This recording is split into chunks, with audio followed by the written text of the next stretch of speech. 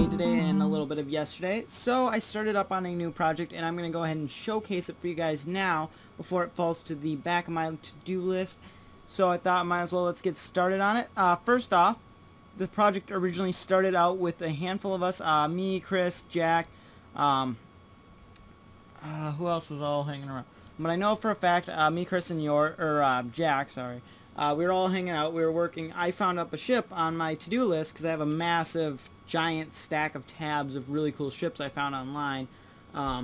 So I decided, hey, what the hell, let's build the ship. So I quick sent them off the link. It's called the Aquarama, also known as the, I think it's the United Star, I believe. I cannot remember the military name off the top of my head. All I remember is it was a ex-military ship converted into a passenger liner. I haven't gotten a interior on it yet, but I have one planned hopefully sooner than later. But that's going to be on the back of my to-do list behind Queen Mary 2 and a few other projects I want to hopefully work on. But today I just needed one of those days that I just go ahead and build whatever the hell I please. So I went ahead and built this ship with the group of them. Jack was working on the back, Chris worked on the bow, and then I kind of pieced the whole entire thing together between the two and just went ahead and detailed it. So as you can see, it's a it doesn't have a lot of detail on it yet. I haven't gotten done with it, but right now it's at a breaking yard. In the real world, it is actually already torn apart, which is a very sad to hear about a ship, especially one that is a one of the Great Lakes only cruise ships, because there wasn't a whole lot of cruise ships on the Great Lakes, given that they weren't the most luxurious to cruise around. But here's the whole point of this area, is I've decided to make a breaking/repair yard called Second Chance Ship Repair, where we take old ships that are about to be torn apart and we fix them up on OAO. So back here we got the tugboat fleet and the mobile, I like to call them the mobile repair units. If you guys have seen a show called, God, I gotta remember this because I had this all planned out in my mind how this thing works. They are from World's Toughest Fixes, and what I decided to do is grab two of the little boats I found in the fishing area, and they look just like the boats from World's Toughest Fixes, where they go out and they repaired the engine on a ship. And it's on Netflix. It's really cool. If you guys have Netflix, I definitely highly recommend checking it out. It's really cool because they actually dive down and repair on the ship, and that's the point of these two little boats, is to go out and repair the ship so they can be brought back here for full repairs. I got the big size tug, a medium size tug, and then we also have cranes being towed around with this other big ship back over here, which is the I will have to quick pause the video and look up the name of this one. Alright everyone, we are back. Sorry about that. I've gone ahead and looked up the name. It is the Del Mar, and it's actually part of the Del Trio, which is the Del Sun, the Del, and I've already forgot the third one. But either way, it's three ships.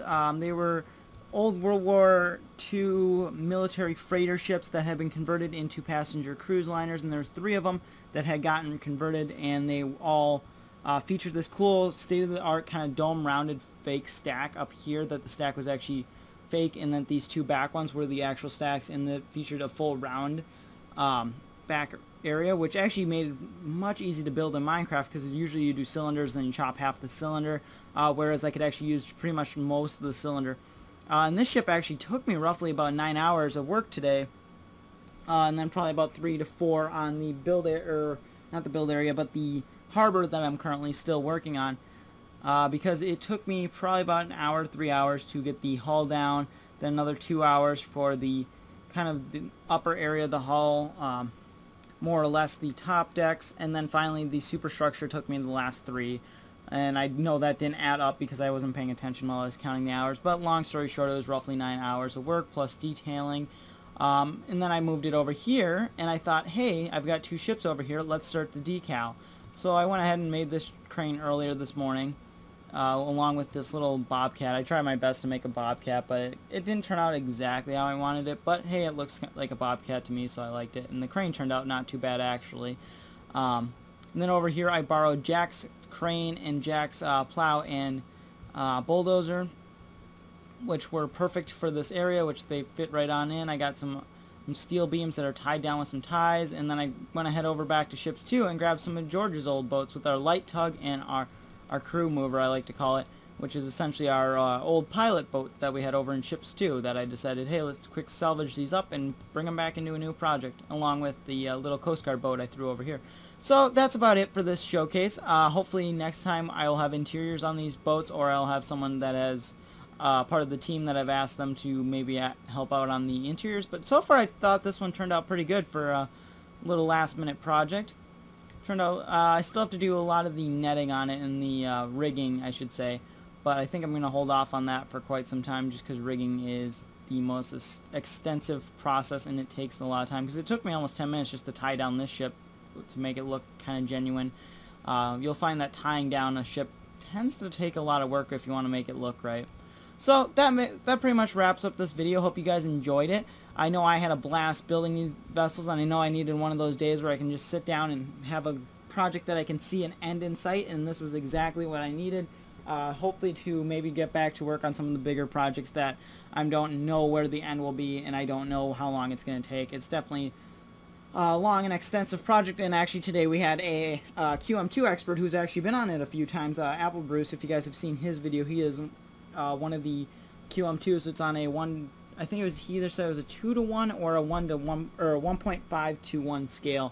Long story short is his is a little bit bigger to accommodate more detail and to fit everything the way it's supposed to look, whereas when I build a ship I do it on 1-to-1, so therefore it matches up with the real world ship size wise, and it can kind of match up with the rest of the ships on OIO, because not everyone builds on a 1-to-1, or not everyone builds real world, whereas if we all tell them, hey, everyone's 1-to-1, then everyone kind of tries to match that up, and it just kind of works a lot better. Plus it gives you a little more of a challenge. It gives you a little bit harder. Oh, and then I also have a little fun little thing I'm going to end up showing you guys in the next showcase that involves this ship and turning it into a room that I thought absolutely turned out phenomenal, and I will show you guys that hopefully in a tinier, smaller video. Also expect to be seeing some more of King's First Builds. I know a few of you guys enjoy that, seeing kind of where I came from roots-wise. And I think that wraps up this episode. Hope you guys enjoyed. Feel free to leave a comment below if you guys can think anything else that this repair/breaking yard needs.